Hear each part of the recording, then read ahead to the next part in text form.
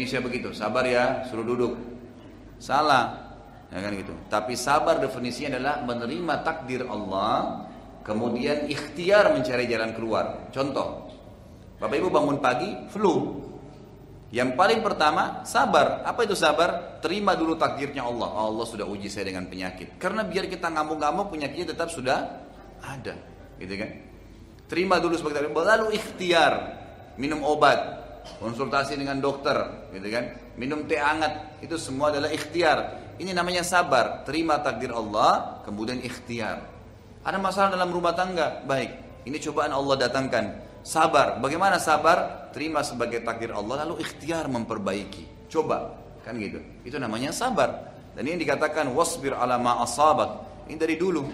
Ibnu Abbas radhiyallahu anhu berkata, subhanallah, baru semalam saya dapat posting gitu kan. Dari satu teman waktu di WhatsApp itu, kalimat yang luar biasa gitu.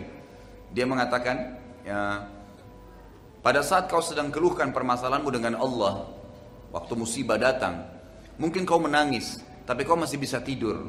Sementara Allah Tuhanmu menyelesaikan permasalahanmu pada saat kau keluhkan dengannya tanpa dia tidur.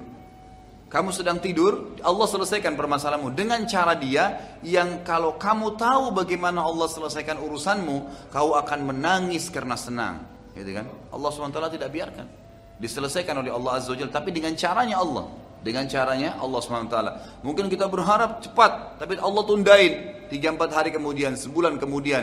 Allah kita ingin dengan cara A selesai, ternyata tidak. Allah selesaikan dengan cara Z. Allah lebih tahu. Dan umumnya kalau Allah ujikan seorang hamba musibah, maka berarti Allah akan angkat derajatnya dan mengampuni dosanya.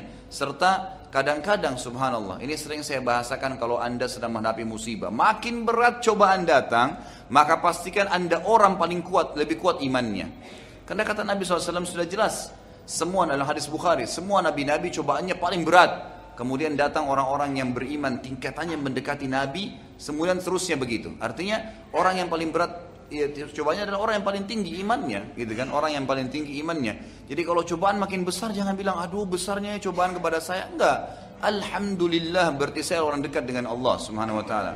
Karena ada kadang-kadang Bapak Ibu sekalian, ini ulama tekankan ya, ada derajat di surga kita nggak bisa dapat kecuali dengan 100 tahun sholat malam, dengan 100 tahun sedekah, bakti dengan orang tua, haji mungkin 1000 kali. Kita nggak bisa. Umur kita cuma 60 misalnya, sholat tahajudnya harus 100 tahun. Umur kita cuma 60, mungkin dari 60 cuma 10 tahun kita tahajud. Masih butuh 90 tahun tahajud untuk sampai ke derajat itu. Fasilitas itu di surga, dari dayang-dayangnya, dari istananya, dari fasilitasnya semua. Tapi Allah mau kita sampai di situ. Bagaimana caranya? Allah uji kita dengan penyakit 10 tahun.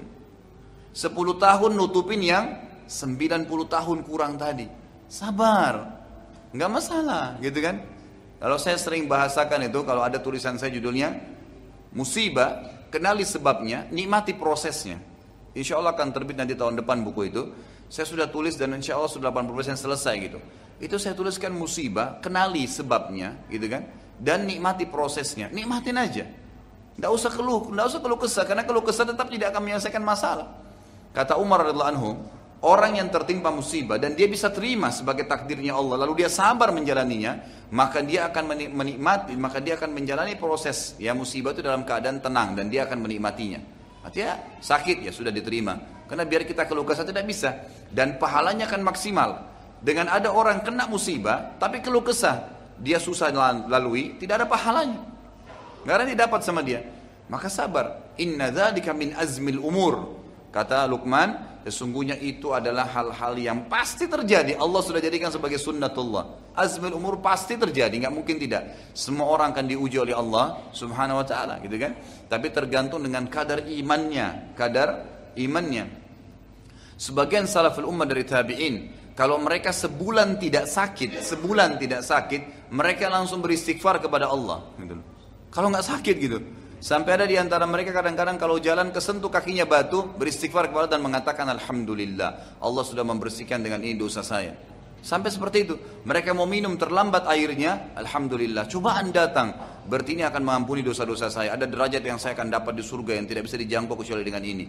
Sedikit ada masalah, sedikit ada kekurangan harta, sedikit ada kekurangan, ada masalah penyakit, ada cobaan, gak masalah. Ada orang utang gak bayar, sabar aja, gitu kan? Sambil ikhtiar, gitu kan? Sambil ikhtiar. Ingat, sabar bukan duduk manis. Tagi dia, ikhtiar, tapi terima sebagai cobaan dari Allah. Jangan gara-gara orang utang 100 ribu kita sudah sakit sebulan, gitu kan? Ya.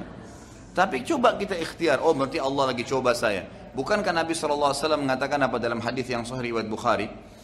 Siapa yang menghutangkan sesuatu pada orang, kemudian belum terbayar, maka sama dia bersedekah setengah dari utang itu.